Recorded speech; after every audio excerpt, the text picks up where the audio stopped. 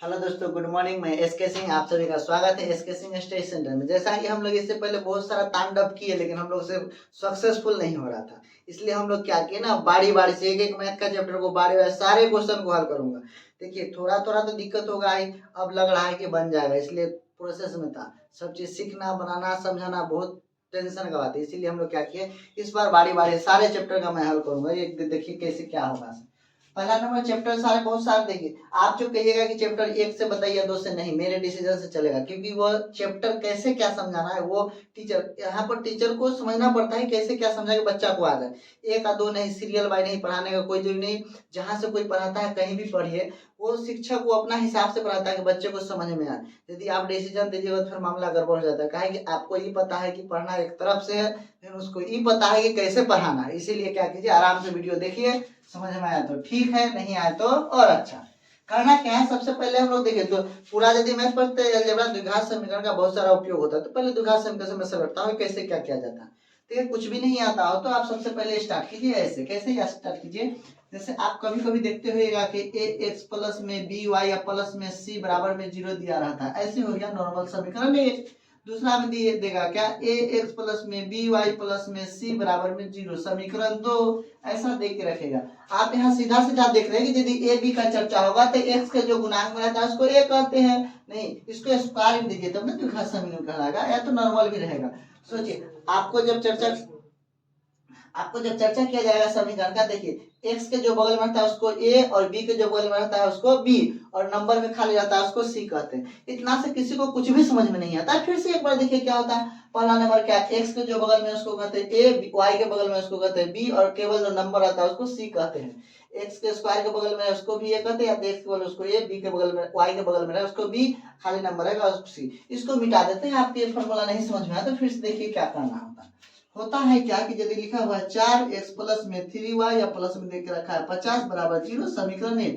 अब आपको बोलेंगे क्या, फिर से देखिए एक दूसरा समीकरण देके रखा है 5x प्लस में लिखता है 3y बराबर, प्लस में लिखता है कितना 4 बराबर में 0, समीकरण 2।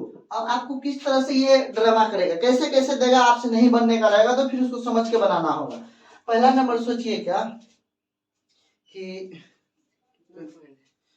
मतलब क्या, रोको इसको वीडियो को। तो इसको कैसे समझेंगे हम लोग, देखिए पहला नंबर क्या, यदि समीकरण आपको दिया गया ऐसा अच्छा खासा दिया गया तो आराम से समझिएगा। ए समीकरण 1 है तो देखिए, जब से आपको पूछेगा a1 निकालने का सीखिए। पहले a1 तो x के बगल वाला क्या कि a1 तो 4, पूछेगा b1 क्या है, देखिए समीकरण 1 है तो सब 1 में रहेगा। y के बगल में रहता है उसको b कहता है, b1 की जगह कितना है 3। फिर पूछेगा c कितना है तो c की जगह कितना है 50, ऐसा रहेगा। फिर से देखिए पूछेगा a2 तो a2 x के बगल वाला में क्या करेंगे इसको 5। पूछेगा b2 को क्या कहिएगा y के बगल वाला में 3। फिर कहेगा c2 तो c2 को क्या कहिएगा 4। ये बात क्लियर हो गया आपको। यदि सी में देख खाली कांस्टेंट यदि पूछता है, जिसको क्या नंबर है तो कांस्टेंट है, सी बराबर 50 है, c2 मतलब c1 बराबर कितना हो गया 50। तो आप ये बात समझे कि a1 b1 c1 कैसे क्या होता है, आपको ये बात समझना बहुत जरूरी है। तो हम लोग ये चैप्टर पढ़े 3.1, कितना है 3.1।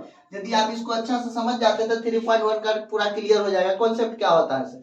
अब आपको फिर से समझाते, समीकरण आपको ऐसा देगा तो निकाल लीजिए, लेकिन मामला गड़बड़ कर देता कब, जब उलट के देता है तब आपको देगा वही देगा 7x प्लस में 3y बराबर में देगा कितना 40, समीकरण 1। अब सोचिए ऐसा करके देखा है तो इसको समीकरण को सीधा कीजिए ना, पहले इधर कर लीजिए। तो हम लोग करेंगे 7x प्लस में हो गया 3y माइनस में 40 बराबर 0, समीकरण 1। दूसरा में देख के रखेगा, मान लीजिए 3y कितना नहीं 3x प्लस में 5y बराबर में दे दिया है कितना 49 बराबर में 0, समीकरण नहीं, ऐसे देगा समीकरण 2। अब देख रखा है समीकरण 2 ने इस तरह से, तो आप कैसे समझिएगा इसको, क्वेश्चन मान लीजिए कोई देख रखा है तो इसको समीकरण सही करने के लिए क्या करते हैं, तो इसको इस तरह से करेंगे। कैसे 3x प्लस 5y, ये जो उधर था इस पर ले आइए तो माइनस में 49 बराबर में 0। ये देखिए सुधरा हुआ समीकरण हो गया। जब भी आपको a1 a2 b1 b2 कुछ भी निकालना होगा तो आप क्लियर कीजिएगा, सबसे पहले 0 को बराबर कीजिए ताकि समीकरण क्लियर हो जाए। अब आपको बोलेगा, पूछेगा a1 कितना, पूछेगा a2 कितना, तो आप सोचिएगा a1 कितना है, तो समीकरण 1 में x के बगल में क्या है 7। उसके बाद पूछेगा a2 कितना, तो a2 देखिए समीकरण 2 का x के बगल में a2 कितना है तो 3। फिर कोमा देके लिखिएगा b1, और उसके बाद क्या होगा b2। तो b1 पूछेगा तो b1 कितना, तो यहाँ देखो y के बगल में b1 कितना 3। फिर पूछेगा b2 तो b2 y के बगल में कितना हो गया 5। फिर पूछेगा c1 कितना, तो c1 देखिएगा माइनस में 40। उसके बाद देखिएगा C2 कितना, तो C2 कितना है तो माइनस में 49। ये रहा हम लोगों का क्लियर कि क्या होता है A1 B1 क्या होता है। बात समझिए, इतना समझ जाइएगा तो फिर देखिए इसके आगे यदि आप इतना क्लियर हो गए हैं कि हम लोग समीकरण को सही करके निकाल लेते, जीरो को बराबर के उस पार करते जाइए, ये समीकरण सही हो जाएगा। उसके बाद आपको रहता है क्या कि आप कैसे क्या कीजिएगा, पता लगाना होता है संगत के असंगत के समांतर के समपाती। तो हम एगो बताते हैं, आप ये बात क्लियर हो गया कि A1 A2 निकालने का सीख गए, कहानी अब यहाँ से स्टार्ट होगा दूसरा। अब देखिए क्या होता है, देखो कि पूरा पूरा है यहाँ तक, देख तो यहाँ तो रहा है। देखिए कैसे क्या कीजिएगा, सबसे पहले आपको कोई समीकरण दे के रखेगा तो तीन तरह से फॉर्मूला देता है। कितने तरह से, तीन तरह से। आप लिखिएगा A1 बटे A2 B1 बटे, ऐसे लिख लीजिएगा बराबर में देखे B1 बटे B2 बराबर लिखिए C1 बटे C2, ऐसा लिख लिए, उसको चिन्ह खींच देते। देखिए फिर एक बार लिखिएगा नीचे में, फिर लिखे A1 बटे A2 बराबर B1 बटे में B2 बराबर C1 बटे में C2। फिर से एक बार लिख लीजिएगा क्या कि A1 बटे में A2 B1 बटे में B2, उसके बाद लिखा C1 बटे में C2। ऐसा कहा है लिखे, तो हम मान लीजिए कहीं पर देख रखा है A1 A2 B1 B2 C1 C2 ऐसा देख रखा है, तो हम लोग कैसे हल करेंगे इसको, देखिए कहाँ क्या होगा सर। ऐसा लिख लीजिएगा, तो इसमें 9 बात पूछता है। कितने बात पूछता है, 9 बात। अब कैसे आप क्या डिसीजन दीजिए, देखिए पहला नंबर में ये बराबर, बराबर का मतलब होता है कि जैसे मान लीजिए कि मैं 50 केजी का हूँ, फिर आगे जो है वो भी 50 केजी का, फिर आगे 50 केजी का, तीनों बराबर हो गया। अब बताइएगा मैं 50 केजी का हूँ, अगला क्या है 13 केजी का है, ये 40 केजी का, ये बराबर नहीं होता, काट देंगे। आप इस साइड से देखना स्टार्ट किया, क्या मेरे जैसा अगला है, नहीं है, तो ये पहला होता है A1 बटे A2 B1 बटे B2 C1 बटे C2। क्या A1 बटे A2 बराबर B1 बटे B2 बराबर है, जब बराबर नहीं होगा तो काटिएगा, क्या कीजिएगा, काट दीजिएगा। तो यहाँ काट दिए, इसमें संयोग बस तीनों बराबर है, इसमें लास्ट में काट दीजिएगा, काट दिए।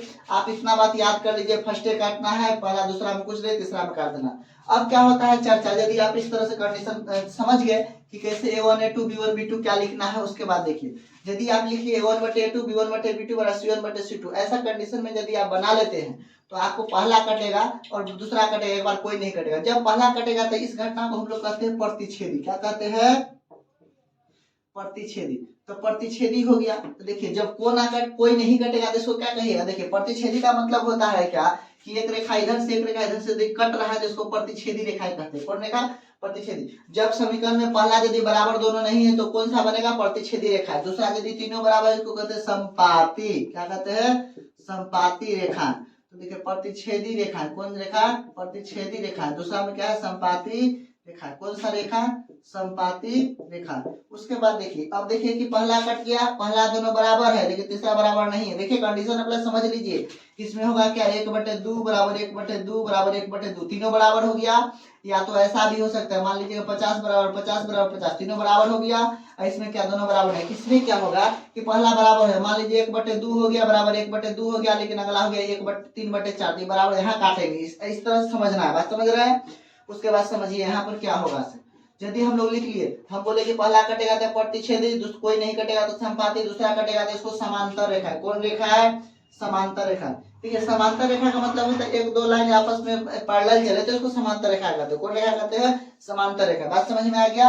अब देखिए आगे क्या होगा, ये कंडीशन इतना समझे। अब देखिए फिर इसमें क्या मामला है, जब प्रतिच्छेदी होगी तो इसको एक हल, कितना हल होगा, एक हल। कितना हल, एक हल। एक हल को हम लोग कहते हैं अद्वितीय हल। क्या कहते हैं, अद्वितीय हल। ये हो गया क्लियर।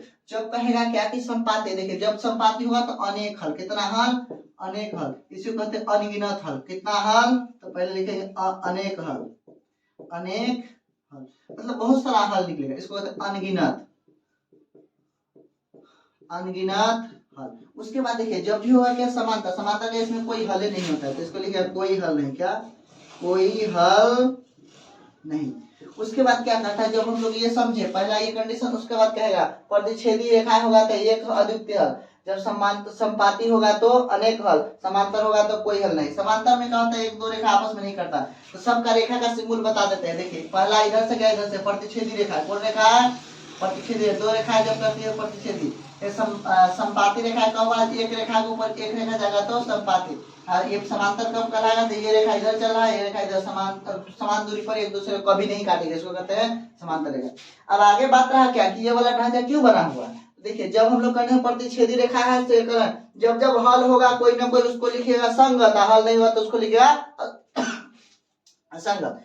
कहता है एक हल है अद्वितीय हल, एक हल होगा तो उसी को अद्वितीय मतलब दूसरा कोई हल नहीं, तो जब जब हल होगा तो उसको कहिएगा संगत। यहाँ अनेक हल हो रहा है तो इसको कहिएगा क्या संगत। लेकिन मामला हो जाएगा क्या जब हल कोई हल नहीं हो, क्या होगा कोई हल नहीं जाता, इसको कहिएगा असंगत। क्या कहिएगा असंगत। लेकिन इसी को हम लोग कहते हैं विरोधाभासा। क्या कहते हैं विरोधाभासा। क्या कहते हैं विरोधाभासा। ये कहानी सारे आपके बुक में दिया गया है। इस डाटा को यदि याद नहीं करते हो तो आपको कभी 3.1 का 3.543 नहीं बनने वाला।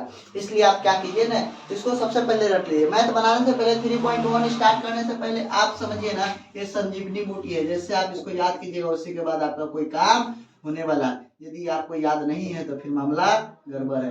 आप कुछ समझे। फिर मिलते हैं अगले वीडियो में, तब तक के लिए अलविदा।